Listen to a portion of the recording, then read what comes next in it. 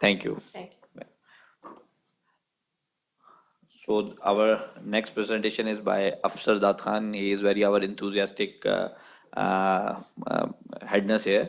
He is always involved in teaching of the nurses and also our residents rotating in the ICU. His talk is uh, on donning and doffing.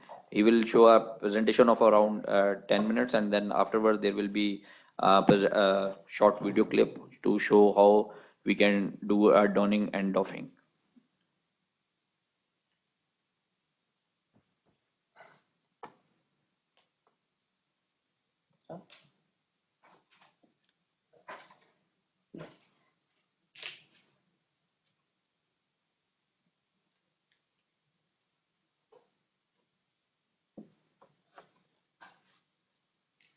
Bismillahirrahmanirrahim. Assalamu alaikum all of you. My name is Afsar Dad and I am a nurse specialist in internal medicine area at Aga Khan University Hospital. आज जो मैं present करने जा रहा हूँ dawning and doffing for Covid patients कि हमारे पास जो हिफाजती जो सामान है हमारे पास उसको पहनने और उतारने का तरीका कैसा है। हमारे पास जो centre of disease and control and prevention के मुताबिक एक कुछ गाइडलाइंस दी गई है कि हमें किस तरह से अपने आप को प्रोटेक्ट करना है और पेशेंट के पास जाने से पहले अपने प्रोटेक्ट के बाद हम अपने स्टाफ को कैसे प्रोटेक्ट कर सकते हैं इन्वायरमेंट के साथ साथ। तो हमारे पास कुछ ऑब्जेक्टिव है कि guidance for the donning and doffing of personal protective equipment for कोविड-19 follow as the CDC guidelines के स्टैंडर्ड प्रिकॉशंस को भी फॉलो करना है, कॉन्टैक्ट प्रिकॉशंस करना है हमारे पास, airborne precautions and plus eye protection. Like हमारे पास अगर बात करते हैं तो नॉर्मली हम पेशेंट से अगर डील कर रहे हैं, अगर वो एरोजोल जनरेटिंग प्रोसीजर में नहीं है, पेशेंट का अगर ऑक्सीजन डिमांड बहुत हाई नहीं है, लाइक 2 to 3 लीटर से हाई नहीं है, तो हम लोग यूज करते हैं contact precautions plus droplet precautions. लेकिन अगर हम बात करते हैं special care like intensive care unit की और पेशेंट है हमारे पास सिक है, बाईपेप मशीन पे है, वेंटिलेटर पे है, या पेशेंट का ऐसा हम प्रोसीजर करने जा रहे हैं लाइक ब्रोंकोस्कोपी और अदर जिससे हम या सशनिंग करने जा रहे हैं, उस वक्त हमको N95 मास्क की जरूरत पड़ेगी।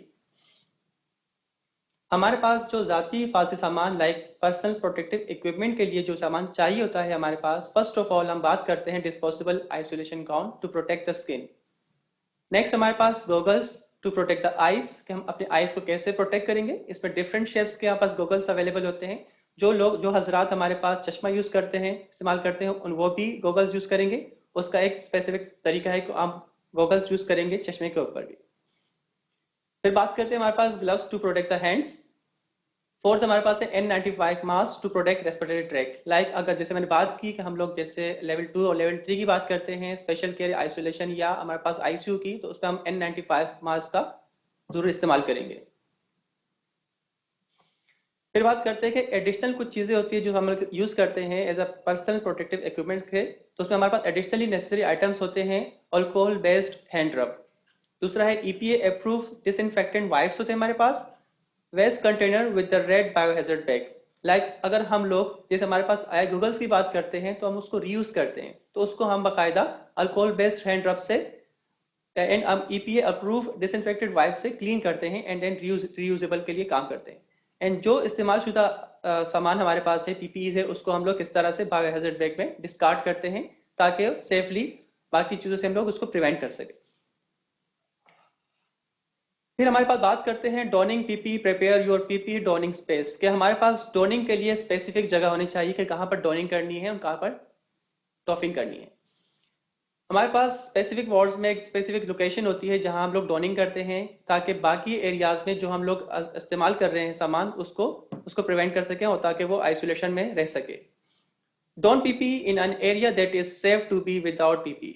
नेक्स्ट है gather all PPE's items all place in safe clean donning zone। Specific साफ सुथरे एरिया में पड़ना चाहिए डॉनिंग एरिया हमारे पास। all PPE's must be donned before entering the patient care area। हमें चाहिए कि जब पेशेंट के पास जाते हैं, पेशेंट का मुआयना करते हैं, तो हमें चाहिए कि हम प्रॉपरली इंश्योर हो कि हमने जो PPE's इस्तेमाल यूज की है वो प्रॉपरली हो, इसमें कोई भी चीज मिसप्लेस ना हो। Check each item for defects before donning. हम चेक करेंगे कि हमारे पास जो PPE's है उसमें कोई डिफेक्ट तो नहीं है। लाइक हमारे पास अगर बात करते हैं गॉगल्स की, वो टूटे तो नहीं है। लाइक हमारे पास मास्क है, वो उसकी शेप चेंज तो नहीं हुई। तो हम लोग प्रॉपरली चेक करेंगे जो पीपीज हम इस्तेमाल कर रहे हैं वो उसमें कोई डिफेक्ट्स ना हो। जिन हजरात या जिन खवातीन में बाल बड़े होते हैं उनको कोशिश करनी चाहिए कि वो हेयर को टाइस करें, एंड जिनके बाल लटके हुए होते हैं उनको भी प्रॉब्लम होती है, तो उसमें हम कोशिश करेंगे आपके प्रॉपरली उसके हेयर को टाइट रखें। फेशियल हेयर्स की बात करते हैं, हमारे पास लाइक जिनकी बेयर्ड होती है उनके लिए रेस्पिरेटर यूज करते हैं, और जिनकी बेयर्ड नहीं हो तो उनको चाहिए कि क्लीन शेव करके प्रॉपरली N95 मास्क का इस्तेमाल करें, क्योंकि हमारे पास समटाइम्स जो हेयर होते हैं उस पर प्रॉब्लम वो क्रिएट करते हैं, और जिससे वजह से हमारे पास जो एयर होती है इस पर से निकल सकते हैं। ज्वेलरी की बात करते हैं, wearing jewellery is discourage as it clean lead to breaches in the infected control and PPE. अगर आपने कोई ज्वेलरी यूज की है लाइक रिंग्स या बैंगल्स वगैरह, हम कोशिश करेंगे कि उसको ज्यादा यूज ना करें वहां पर, क्योंकि आप जो पेशेंट के पास जाते हैं तो उस पर इन्फेक्शन के पार्टिकल्स लग सकते हैं। नेक्स्ट है डॉनिंग पीपीई, कि हमारे पास कौन कौन से स्टेप्स है कि कौन सी चीज पहने पहनेंगे एंड कौन सी चीज बाद में पहनेंगे। उसके एक सीरीज है हमारे पास, लाइक हमारे पास जो है centre of disease control and prevention and WHO provide excellent instructions on how to perform quality hand hygiene and sequence of donning PPE. क्या हमारे पास कौन से स्टेप्स कैसे फॉलो करेंगे CTC एंड WHO के मुताबिक, ताकि हम अपने आप को प्रोटेक्ट कर सकें। Always begin dawning with the hand hygiene, हम कोशिश करेंगे कि अपने हाथों को पहले साफ सुथरा करें। यूज अल्कोहल बेस्ड रब, चाहे हमारे पास प्रियल हो, हैंड रब हो, या हम लोग उसको हैंड वॉश सोप और वाटर से करें। The hand hygiene process must be taken greater than 20 second, कम से कम 20 सेकंड्स तक हाथों को धोएंगे ताकि इन्फेक्शन को प्रिवेंट कर सके। जो पहली चीज हमारे पास आती है इस्तेमाल में पीपीईज में, वो है फर्स्ट हमारे पास गाउन। सबसे पहले हम गाउन पहनेंगे। इसके बाद जो नेक्स्ट हमारा स्टेप है उसमें N95 मास्क है हमारे पास। थर्ड हमारे पास आते हैं गॉगल्स, एंड लास्ट में हम लोग ग्लव्स पहनते हैं। याद रखिए कि हमारे पास जब भी डॉनिंग करते हैं सबसे एंड में हम लोग ग्लव्स यूज करते हैं, क्योंकि हम पेशेंट हमारे पास जो सबसे इन्फेक्टेड जो चीज है वो हाथ होते हैं। बाकी सब चीजें इस्तेमाल करने के बाद जब हम पेशेंट के पास जैसे जाने लगते हैं एंड में हम लोग ग्लव्स पहनेंगे, देन पेशेंट को टच करेंगे। फिर बात करते हैं how to don a gown, gown पहनने का तरीका। कोशिश करेंगे हमारे पास जो गाउन है वो हमारे पास अप्रोप्रिएट साइज का हो। Select appropriate size and type के हम लोग गाउन जो पहन रहे हैं वो प्रॉपरली हो। Opening is in the back, हम फ्रंट से गाउन पहनते हैं और जो ओपनिंग है वो बाहर पीछे की तरफ होनी चाहिए हमारे पास, ताकि हम उसको टाई कर सकें। Secure a neck and waist, हम अपने हाथों और गर्दन को पूरा कवर कर रखेंगे और चेस्ट को पूरा भी कवर रखेंगे हम लोग। It should be properly fit on the body, ताकि हमारी बॉडी पूरी बॉडी कवर हो सके, कोई भी जिस्म का हिस्सा इसमें नजर नहीं आना चाहिए। How to don a mask, gown के बाद सेकेंड स्टेप हमारे पास है मास्क का। मास्क दो तरह के हैं, एक हमारे पास सर्जिकल मास्क है, एक हमारे पास N95 मास्क का। तो सर्जिकल मास्क जो हमारे पास ड्रॉपलेट पेशेंट्स जो होते हैं हमारे पास नॉर्मल पेशेंट ड्रॉपलेट प्रिकॉशन में यूज करेंगे, और N95 like aerosol generating procedure अगर कोई है तो उसमें हम पेशेंट का N95 मास्क ही यूज करेंगे। फर्स्ट ऑफ ऑल है place over nose mouth and chin, हम माउथ एंड चिन को कवर करेंगे पूरा। Fit flexible nose piece over nose bridge, secure on head with ties और elastic and adjust to fit. हम make sure करेंगे हमारा पूरा एरिया कवर होना चाहिए नोज माउथ का। फिर बात करते हैं how to don a N95 respirator, N95 mask कैसे डोन करेंगे। Select a fit tested respirator to ensure good seal, हम कोशिश करेंगे ऐसा N95 मास्क इस्तेमाल करेंगे जो प्रॉपरली गुड सील बना सके। हम दोनों हाथों से ब्लो करेंगे कि नोज ब्रिज से हमारे पास जो मास्क है प्रॉपरली वो सील है कि नहीं है। Proper size respirator should always be used. Place the mask on your face, face पे रखेंगे। Position elastic strap on head and neck, हम सीधे हाथ के तेली पे मास्क रख के अपने नोज पे रखेंगे और लेफ्ट हैंड से उनके स्ट्रिप्स को मूव करेंगे अपने हेड से। Perform a fit check, fit check की बात करते हैं। जैसे हम N95 मास्क इस्तेमाल करेंगे उसके बाद हम कंफर्म करेंगे, चेक करेंगे, फिट करेंगे एंड देखेंगे हमारे पास नोज जब हम ब्लो करते हैं या एयर ब्लो करते हैं वो बाहर जा तो नहीं रही। अगर वो जा रही है तो मतलब आपका फिट टेस्ट क्लियर नहीं है, आप उसको उसके नोज के ब्रिज को प्रॉपरली सील करेंगे। आप इंश्योर करेंगे कि आपके पास जो एयर है वो बाहर रिमूव तो नहीं हो रही। देन बात करते हैं how to don eye and face protection. Position goggles over eyes and secure to the head using the earpiece or headband. Adjust to fit comfortably. Many style, जैसे मैंने बात की, हमारे पास डिफरेंट स्टाइल्स के गॉगल्स अवेलेबल होते हैं। अगर हम चश्मा इस्तेमाल कर रहे हैं तो चश्मे के ऊपर गॉगल्स का इस्तेमाल करते हैं ताकि आपकी आई ग्लासेस आपकी आईज को प्रोटेक्ट कर सके हम लोग।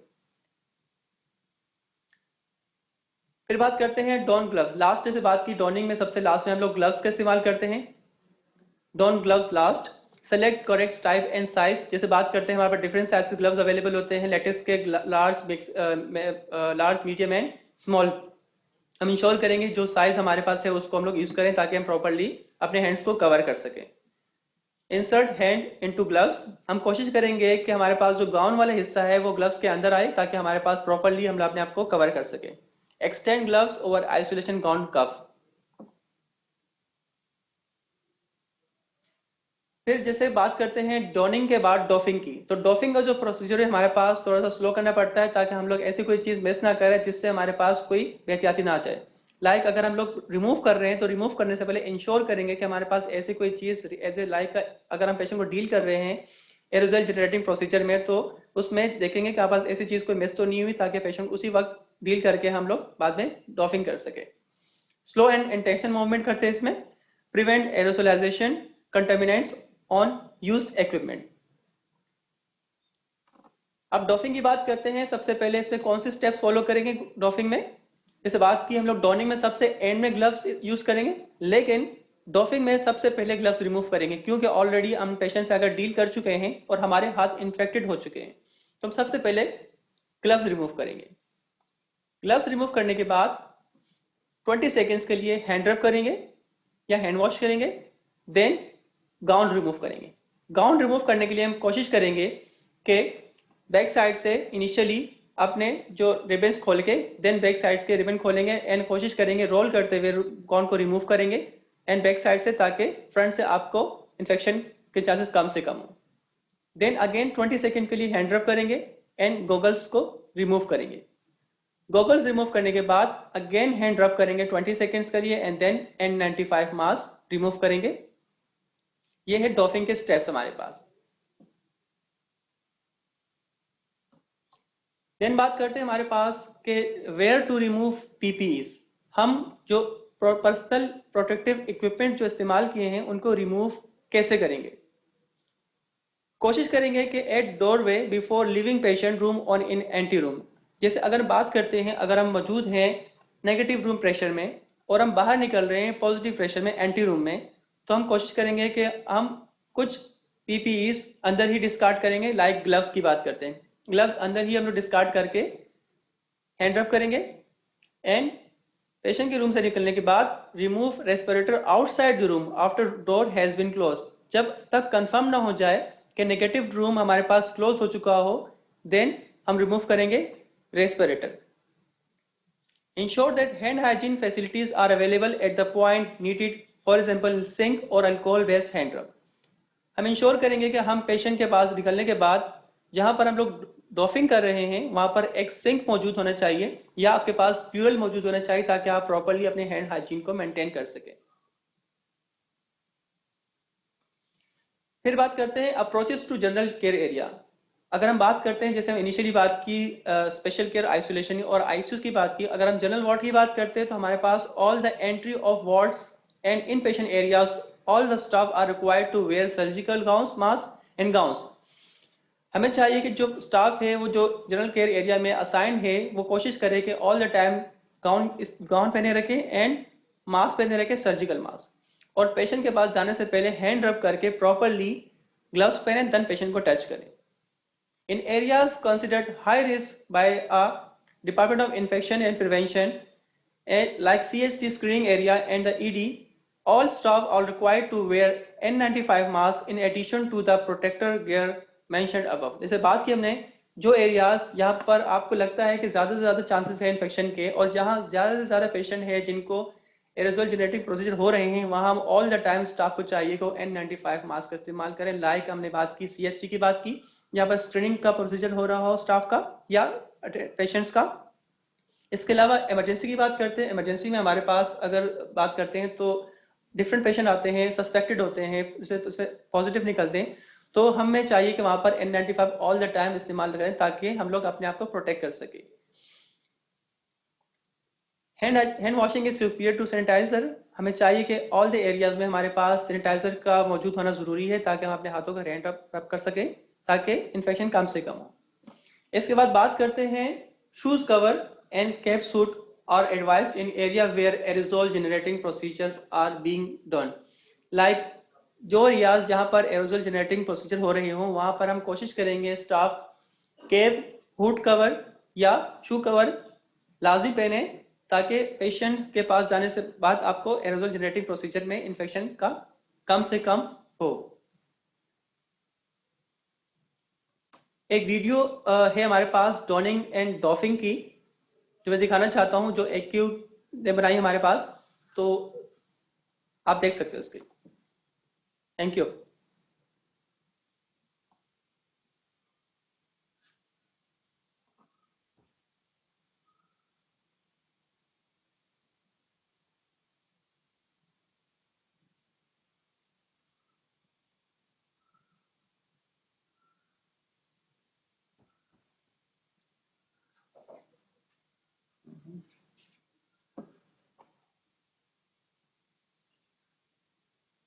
ओपन।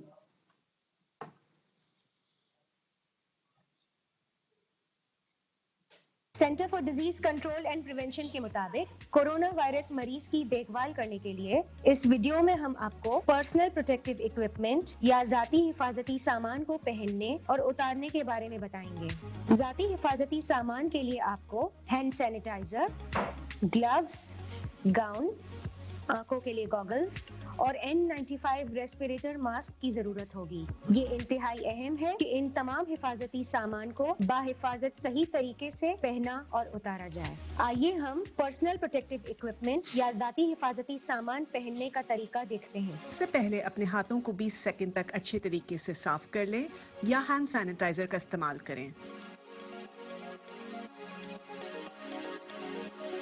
गाउन पहनते वक्त इस बात का ख्याल रखें कि वो किसी भी चीज के छुए बगैर पहना जाए। गाउन को किनारों से पकड़ने के बाद इसे अच्छी तरह खोलें और सामने से गर्दन की तरफ पहनें। पहले ऊपर वाली स्ट्रिंग और फिर कमर वाली स्ट्रिंग को अच्छे तरीके से बांधें। N95 मास्क को पकड़ने का तरीका: मास्क की डोरी या स्ट्रिंग को बीच में से पकड़ें। अब आप अपने हाथ को मास्क के अंदर वाले हिस्से में रखते हुए मास्क की नीचे वाली डोर को सर के पीछे से लेकर जाएं और फिर ऊपर वाली डोर को सर के पीछे लेते हुए मास्क को अपने मुंह और नाक पर अच्छे तरीके से जमाएं। इस बात को यकीनी बनाएं कि मास्क नाक और मुंह को अच्छी तरह कवर कर रहा है। इसके बाद अपने हाथों से मेटल वाले हिस्से को नाक पर फिट करें। ये टेस्ट करना जरूरी है कि मास्क सही तौर पर मुंह और नाक पर मुकम्मल जमा हुआ है या नहीं। इसके लिए आप N95 मास्क के अंदर जोर से फूकें और चेक करें कि कहीं से हवा लीक हो रही है या नहीं। अब गॉगल्स पहनने का तरीका देखते हैं। गॉगल्स को चेहरे पर रखें और आंखों को हर तरफ से कवर करें और अपने चेहरे के मुताबिक अच्छे तरीके से एडजस्ट रखें। ख्याल रहे वो अफराद जो चश्मे इस्तेमाल करते हो वो सबसे पहले अपना चश्मा पहने और इसके बाद इसके ऊपर गॉगल का इस्तेमाल करें। अब हम ग्लव्स पहनने का तरीका देखेंगे। ग्लव्स पहनते वक्त ये यकीनी बनाएं कि ग्लव्स गाउन के ऊपर अच्छे तरीके से फिट हो।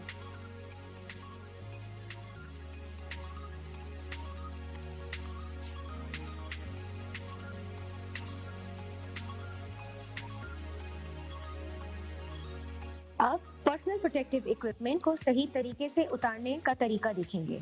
सबसे पहले हम ग्लव्स उतारेंगे। याद रखें कि ग्लव्स के बाहर का हिस्सा जरासीम से आलूदा है। ग्लव्स को उतारने के लिए एक हाथ की मदद से दूसरे हाथ का ग्लव को ऊपर से पकड़ें और ग्लव्स को आराम से उतारें। अब उतरे हुए ग्लव को दूसरे हाथ पर रखकर दूसरे ग्लव्स को उतारें और दोनों इस्तेमाल शुदा ग्लव्स को डस्टबिन में डाल दें। अपने हाथों को साबुन से 20 सेकंड के लिए अच्छे तरीके से साफ कर लें या हैंड सैनिटाइजर का इस्तेमाल करें।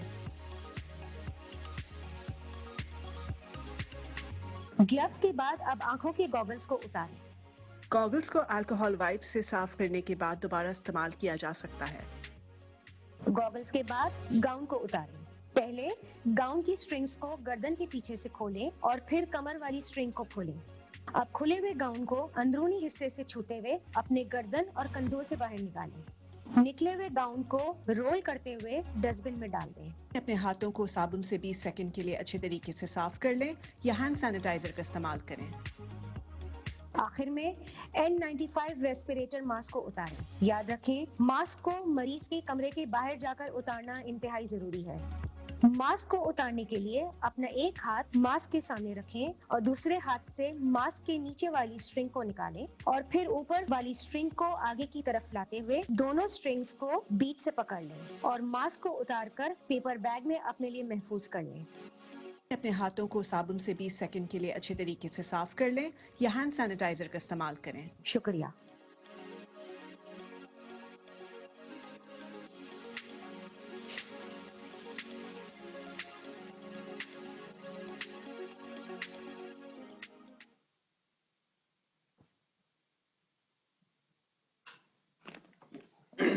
Thank you doctor Afsar for the talk. Afsar, एक क्वेश्चन आया कि can we do donning and doffing in a same place? एक ही जगह पे क्या डॉनिंग डॉफिंग कर सकते हैं? नहीं, हम एक ही जगह पे डॉनिंग एंड डॉफिंग नहीं कर सकते, बिकॉज इसलिए है कि जहाँ पर हमारे पास डॉनिंग का जो इक्विपमेंट पड़ा हुआ है ऑलरेडी वो क्लीन है, ठीक है। अगर हम इसी एरिया में डॉफिंग भी करेंगे तो जब डॉफिंग करके आप पेशेंट से आप मिल के आ रहे हो और पेशेंट का जो इन्फेक्शन आप लेकर आ रहे हो, तो वही डॉफिंग का जो सामान आप डॉनिंग के दरमियान रख रहे हो, उससे आपका जो डॉनिंग वाला जो स्टेप्स जो प्रोसीजर के सामान है वो इन्फेक्टेड हो सकते हैं। तो आप एक ही जगह में डॉनिंग एंड डॉफिंग नहीं कर सकते। इसके लिए आपको स्पेसिफिक डॉनिंग का एरिया अलग बनाना पड़ेगा और डॉफिंग का अलग बनाना पड़ेगा। और कोशिश कीजिए कि वार्ड के अगर एक एरिया में अगर हम डॉनिंग बना रहे हैं तो वार्ड के सबसे आखिरी जहां से एग्जिट का एरिया है वहां पर डॉफिंग का एरिया बनाएंगे, ताकि प्रॉपर्ली आप डॉनिंग एंड डॉफिंग को फॉलो कर सकें। एंड पेशेंट के एरिया में डस्टबिन भी रखें, ताकि आप अगर पेशेंट से बाहर से निकलते हैं तो आप डॉफिंग वहां पर पेशेंट के एरिया में कर सकें।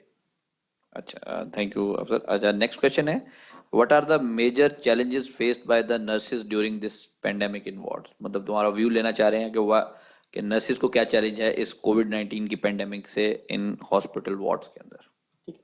नर्सेज खैर हमारे पास फ्रंट लाइन देखा जाए तो बहुत ज़्यादा उनके चैलेंजेस फेस करते हैं इसमें। लाइक हमारे पास अगर बात करते हैं तो इनिशियली फिट टेस्ट की बात करते हैं। सम टाइम हमारे पास स्टाफ जो होते हैं फिट टेस्ट पास नहीं हो पाता, या उनका क्वेरी होता है कि हमारे इस मास से प्रॉब्लम हो रही है, या पेशेंट डीलिंग में अगर सम टाइम एक्सपोज होते हैं तो बहुत ज़्यादा कॉन्शियस हो जाते हैं कि हमारी फैमिली अगर एक्सपोज है उतना खास्ता। तो हम स्टाफ को बाकायदा उसके लिए काउंसलिंग करते हैं, उनको एक एक चीज़ रिमाइंड करवाते हैं कि प्रॉपर्ली इन चीज़ के लिए मेक श्योर हो कि आप इसे बात करते हैं डॉनिंग एंड डॉफिंग को प्रॉपर्ली फॉलो करें। और हम मेक श्योर करते हैं कि हमारे पास हर स्टाफ का फिट टेस्ट पास हो, ताकि जो मास्क यूज कर रहे हैं और उसको अगर देखते हैं कि अगर वो मास्क यूज कर रहे हैं उससे अगर एयर ब्लो करते हैं, अगर वो उनकी प्रॉब्लम क्रिएट हो रही है, तो हम कोशिश करते हैं ऐसे स्टाफ को दूसरे मास्क लाए कि हमारे पास 2 टाइप्स के मास्क होते हैं, लाइक रेस्पिरेटर हमारे पास अवेलेबल हो गया वो अवेलेबल करते हैं, या हम कोशिश करते हैं कि प्रॉपर्ली उसको सील बना के दें ताकि वो ज्यादा सारा एक्सपोज ना हो। एवरी स्टाफ हमेशा यही कंसर्न होता है कि मैं एक्सपोज जाऊंगा, मुझे प्रॉब्लम होती है, या सिम्टम्स अगर ऐसे होते भी है तो हम कोशिश करते हैं कि प्रॉपर्ली इनकी स्क्रीनिंग करते हैं सीएचसी में, ताकि इनका जैसे बात करते हैं कॉफिंग की बात करते हैं, हमको कॉफिंग एटिकेट्स बताते हैं अगर प्रॉपर्ली करें। अगर उनको कॉफिंग होती है या उनको फीवर भी लाइक होता है, लाइक बॉडी एक स्टार्ट होता है ड्यूरिंग ड्यूटी या घर जाके भी उनकी प्रॉपर्ली स्क्रीनिंग करवाते हैं, ताकि उनका दिल से खौफ खत्म हो कि हमारे पास कोई देखने वाला नहीं है या कोई इश्यूज हैं। तो ऑलरेडी जैसे हमारे पास प्रीवियसली 2 to 3 मंथ से हमारे पास कोविड के पेशेंट आ रहे हैं। इनिशियली बहुत प्रॉब्लम थी, बहुत स्टाफ एंशियस थे कि किस तरह डील करेंगे, क्या प्रॉब्लम होगी, बट अब हमारे पास रूटीनली पेशेंट्स आते हैं तो स्टाफ काफ़ी अवेयर हो चुका है, और हम लोग डेली बेसिस पे इनके ट्रेनिंग्स भी करवाते हैं डिफरेंट सेशंस में, ताकि उनके काउंसलिंग हो सके और वो इजीली हो सके पेशेंट की केयर में इन्वॉल्व हो सके। एक और क्वेश्चन है, वीडियो में the way the staff hold the mask, उसने अंदर से मास्क को पकड़ा था। क्वेश्चन ये है कि इस तरह क्या मास्क की इंटीग्रिटी खराब नहीं होती, बजाय ये कि हम अंदर से पकड़े, हम उसको बाहर से होल्ड करके फेस के ऊपर रखें? जैसे बात की स्टाफ ने कि अंदर से क्यों नहीं होल्ड करते, तो इस वीडियो में हमारे पास अंदर से होल्ड किया था, अंदर से होल्ड किए थे ना। वो इसलिए कि हमारे पास N95 उस वक्त हमारे पास फर्स्ट टाइम यूज कर रहे हैं। जब फर्स्ट टाइम N95 यूज कर रहे हैं और क्लीन हो और एक ही दफा यूज करते हैं तो हम अंदर से होल्ड करते हैं ताकि आपका प्रॉपर्ली यूज हो सके। अदरवाइज अगर हम बात करते हैं अगेन बाहर से बात करने की, तो हम क्या करते हैं कि जैसे हमारे पास एरोजोल जनरेटिंग प्रोसीजर जहां पर होते हैं, जैसे स्पेशल केयर और आईसीयू की बात करते हैं, हम बाहर से ही फोल्ड करते हैं। बाहर से फोल्ड करने के बाद हम प्रॉपर्ली कवर करते हैं दोनों स्ट्रिप्स को, एंड हम लोग जारी बात है N95 मास्क रीयूज करते हैं, तो उसके बाद हम लोग सर्जिकल मास्क भी अप्लाई करते हैं ताकि आपका आउटर एरिया भी कवर्ड हो सके। तो इनिशियली आप इनर से ही यूज करते हैं हाथ डाल के, जब first time N95 mask use करें। अदरवाइज अब अगर आप रीयूज कर रहे हैं तो हम लोग बार बार अंदर से हाथ नहीं डालते हैं, बाहर से भी यूज कर सकते हैं, और उसके बाद हम फेस मास्क जो सर्जिकल मास्क को अप्लाई करते हैं। चल लास्ट क्वेश्चन है कि in presentation the goggles were to be removed after the gown, but in video goggles were removed first then gown, which one to follow? Actually जब बात की तो हम अगर सिंगल यूज की बात करते हैं तो गॉगल्स हम लोग अगर डिस्कार्ड करना है, आपको लगता है कि इन्फेक्टेड हो चुके, तो आप पहले ही पेशेंट एरिया में डिस्कार्ड कर सकते हैं निकलने से पहले। देन अगर बात करते हैं बाद में इसलिए रिमूव करने के बाद कि क्या पेशेंट का एरिया में आप बाहर जब निकलते हैं, जैसे बात करते हैं, अगर वो आप रीयूज कर रहे हो गॉगल्स को, तो आप गाउन के बाद भी रिमूव कर सकते हैं उसमें। तो उसको बाकायदा आप लोग क्या करते हैं, एक मेडिकॉल जो आप पास अल्कोहल सोल्यूशन से क्लीन करते हैं एंड इसको रीयूज करते हैं अपने पेपर में रख के। Okay.